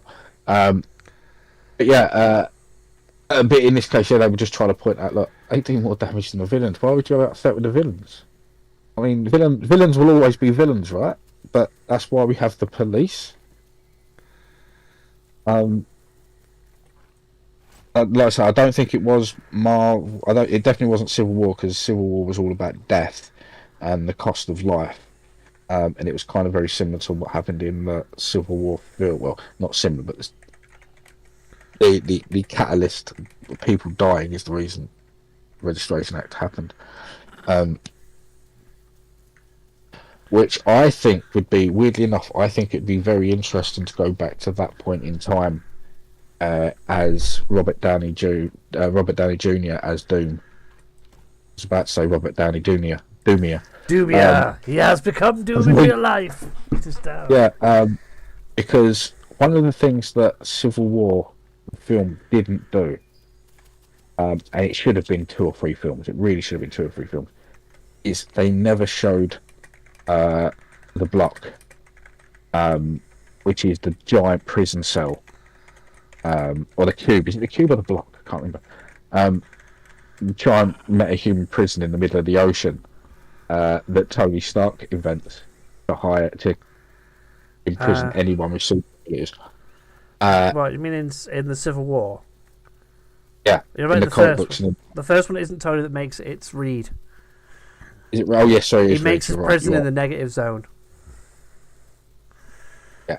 The negative zone prison, and I love that when Daredevil gets captured, he gives him a piece of gold. He gives him the piece. Here's your gold, Judas. Causing even Reed to start to realise he might be on the wrong side. The guy that's utterly convinced he's always in the right. Yeah, I mean, there's. Well, I like the bit when they started to we can reprogram the villains to be heroes. Yeah. Which I thought was a fantastic in in the second Marvel Avengers game, I thought that was a fantastic story point when that's how you fill up your roster on both sides, villains. Mm-hmm.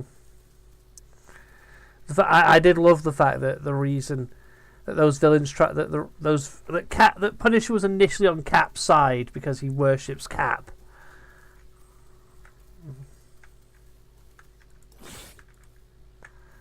You know what I mean?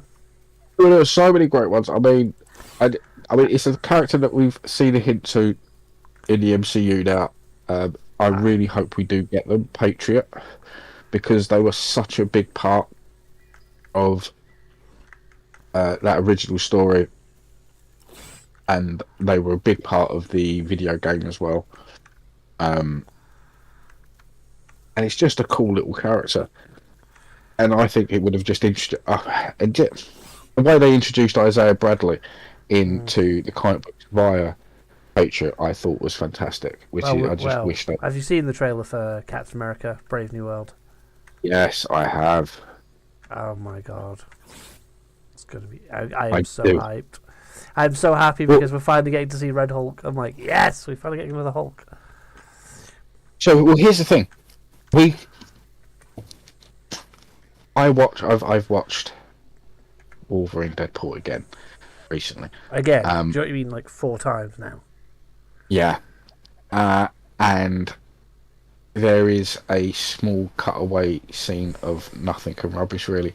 But there is a vintage Thor's helmet, and there is a vintage Captain America Sky shield. Now, I would love that not to end up being an old Captain America Tri shield to match the old Thor helmet. I would love that to be a pruned shield from Patriot, and that's someone that we'll get to see in Brave New World, because I would think that is so cool. And then somehow him actually getting a proper adamantium version of it towards. We now know that officially the Celestial's body is made of adamantium. Yes, we do, but I mean, to be fair, that has been speculation for so long. Yeah, but it's basically, this is how adamantium gets into the MCU. It's time. Mm-hmm. How the fuck is this chicken hiding? It's going to be very interesting to see how they compare adamantium with vibranium. I'm going to assume that it's going to be hyperconductive rather than energy dampening. Incredibly sharp, obviously, instead of defensive.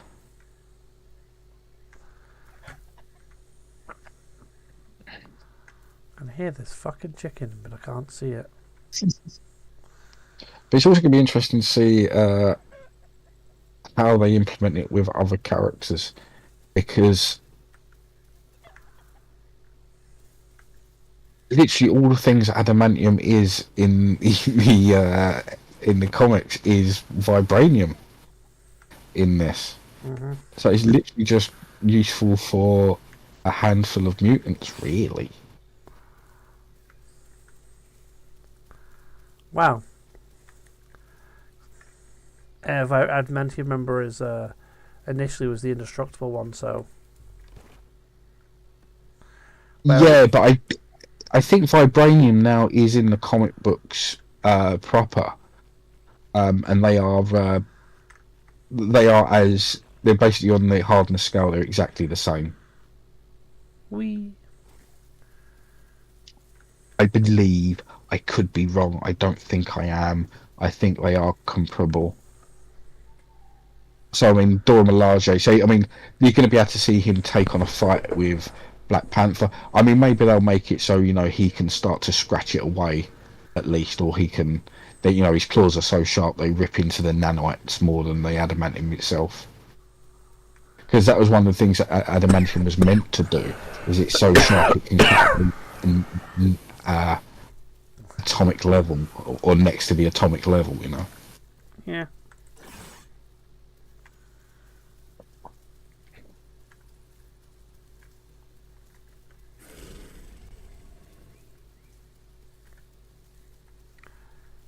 Although a friend of mine did point something out to me the other day as a thing that they would like to see in the new X-Men, the second season of X-Men '97, because we've now seen the adamantium ripped from Wolverine's claws.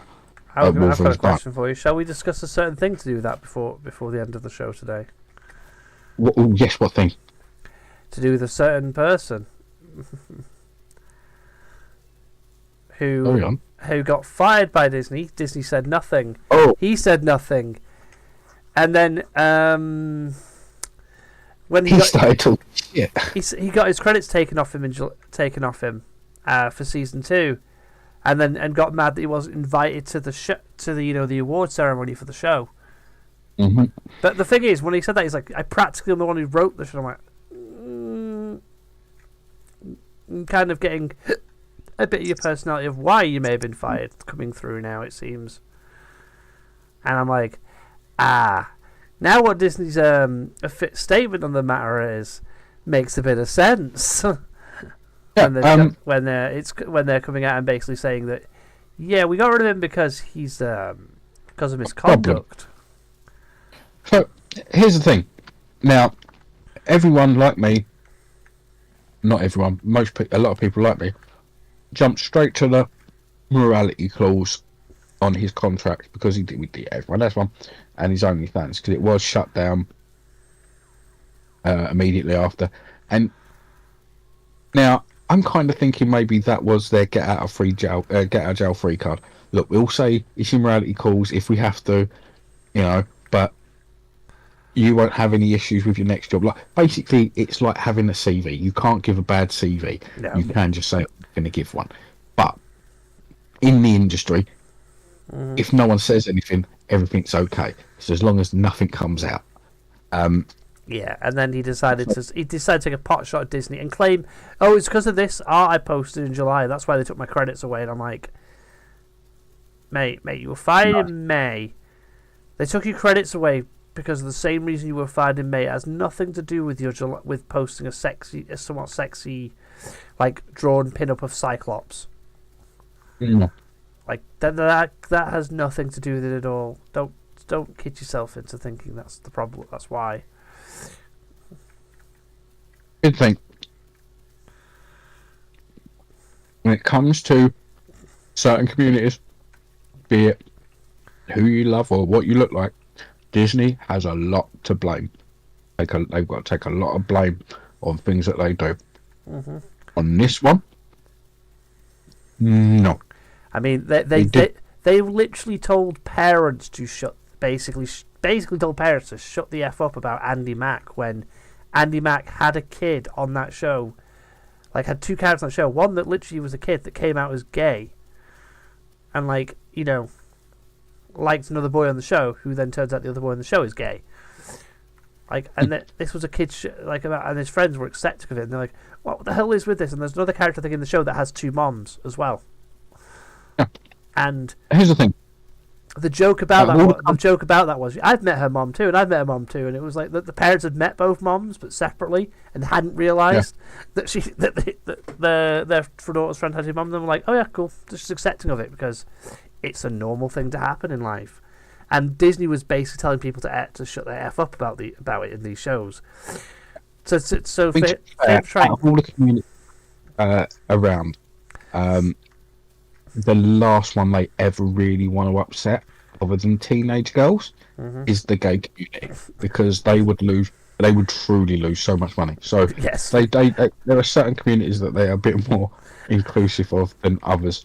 I'm sorry, but as a member of the gay community, I will wholeheartedly say we love Disney things. Disney films are so fun to watch. I mean, let's put it this way: they've only just removed the red Native Americans from the Peter Pan ride at Disney for more accurate depictions. Now, I don't think more accurate depictions is the issue. No. I mean, Jiminy Crickets. But yeah, like I said, they have many issues, but I don't think they really care. You're mildly erotic. I mean, let's put it this way. One of the big problems they had at one point is there was an artist called Wally Wood, who was a great artist. Is this the guy that put the penis inside one of the Disney movies? It's because one of the No, towers is no. quite clearly a penis. No, no, unfortunately, it wasn't him. His one was that whilst also drawing Disney comics, would also privately draw those imageries as porn comics and give them out. So exactly the same quality as you could buy in the shops for your normal Disney comics, there was a pornographic one. Rule 34 of the internet. Mm-hmm. But this was in the 50s and 60s. So, yeah, it was... so they've always had an issue with that, and no, he was just a douche. And the problem is you don't argue with the mouse. If the mouse lets you walk away with something, you take that something. Mm-hmm. In this case, it was his damn dignity. And he decided to fuck around and find out. And I am no fan of Disney because of the whole Disney Plus thing where you sign up for Disney Plus, we can kill your family. You can't do shit about it.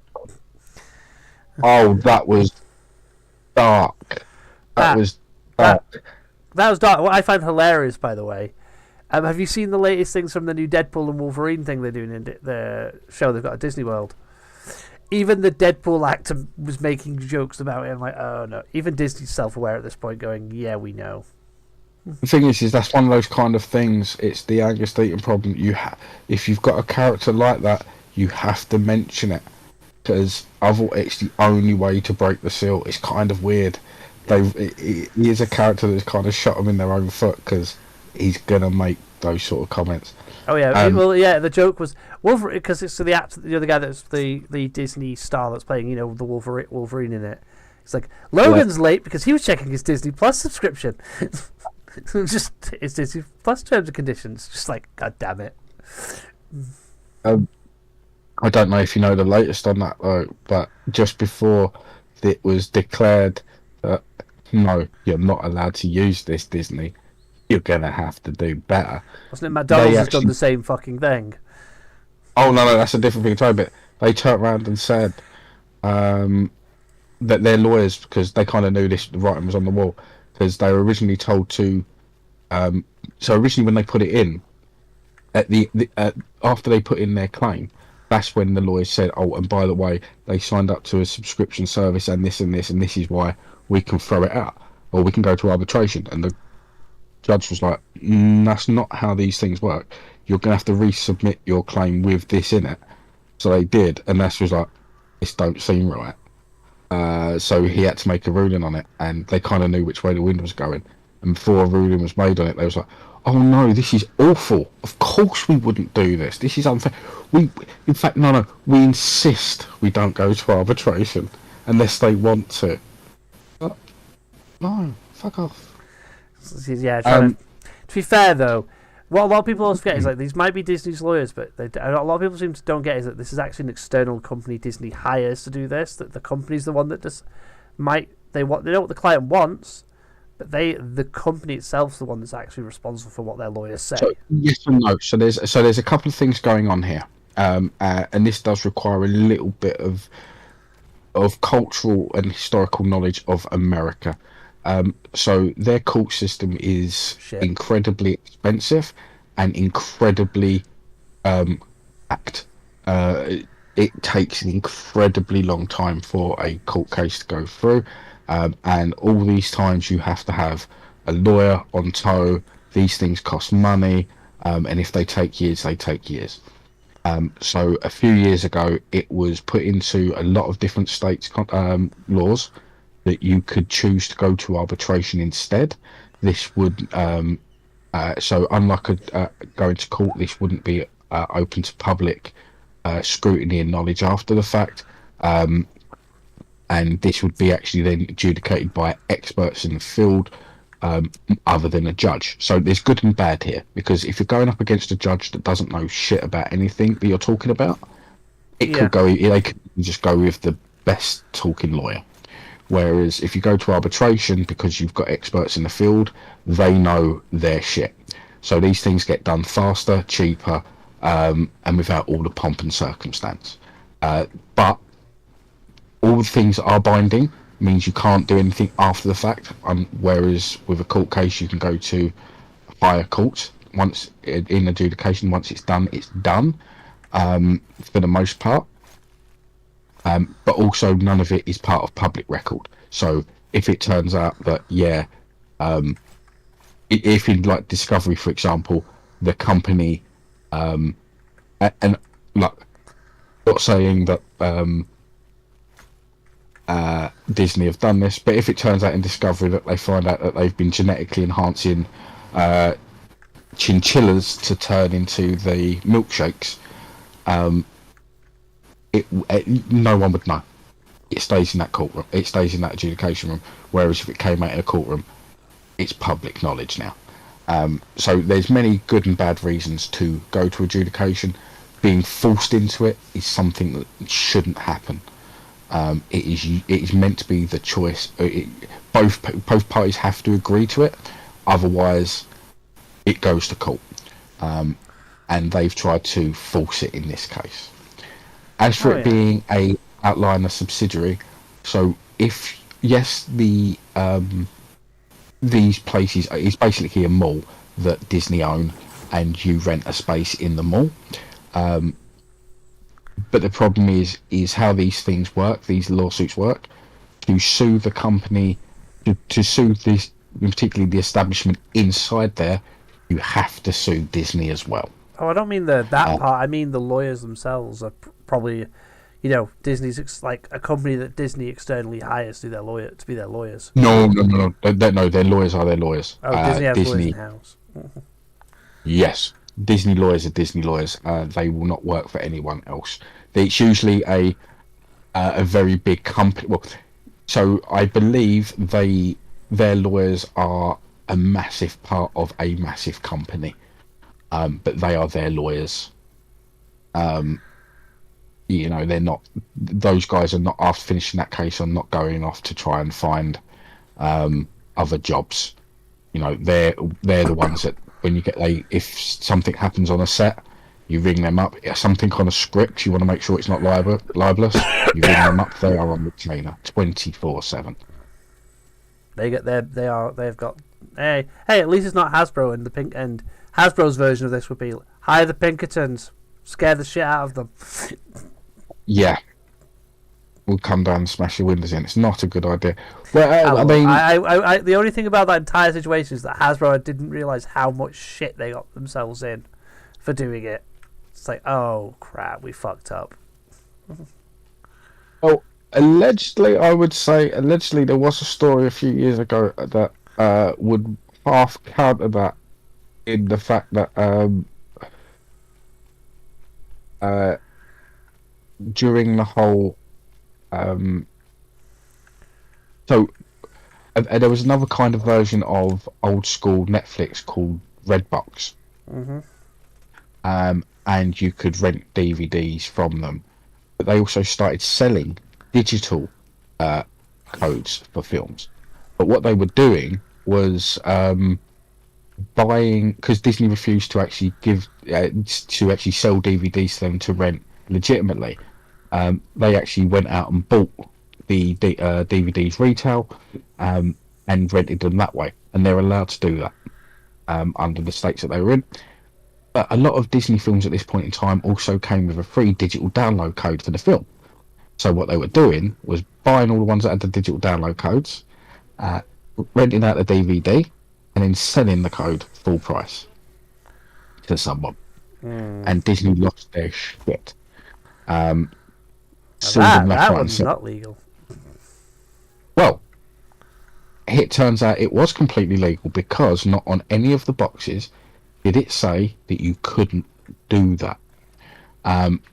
So they carried on, and Disney decided, right, we'll get back at you then. We will put this note on them to say that you can't resell the digital download code. Unfortunately, they put it on the card, and basically Redbox's lawyers argued that you couldn't tell that you weren't allowed to do this.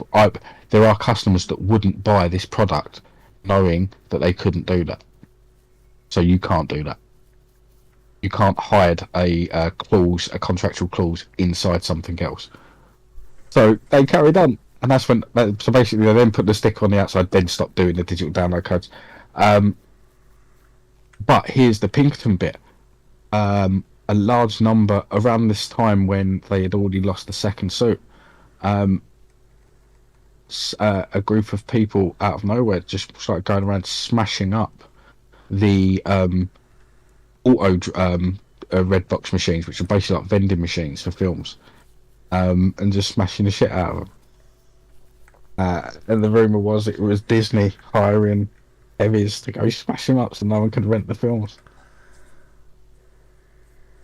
But the other company that definitely did it, definitely I'm going to say, but allegedly, there's a famous story of a guy that was, he modded his Nintendo Switch, the early days of the Switch, and was having downloaded 3 games. And he was at a friend's house in a different country when he logged his Switch in to start playing. And about 5 hours later, there was a phone call at the house from a Disney lawyer saying, "This is the first, basically you're now playing on a European internet, and we know what your name is, and you owe us this amount of money, and we're going to serve you papers." And it's like, how the fuck? So I'm never leaving Argentina again. Okay. Anyway, He was arrested. I believe. So. I believe I'm going to end this stream here. Oh. I think that's a good idea because I think my wife would like to speak to me at some point before she goes to work. I don't know why she want to speak to you. I mean, God, it's you. I barely want to speak to you most days. I mean, that's why we only keep it 3 times every 2 weeks. Yeah. Or once a week. Yeah. But anyway, it's every other week. Yeah. Well, I bid everyone adieu and goodbye. And also, before I go,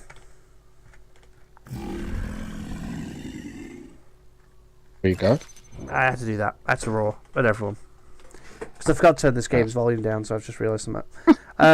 But before I go, I say goodbye, and Jack, say goodbye, Jax.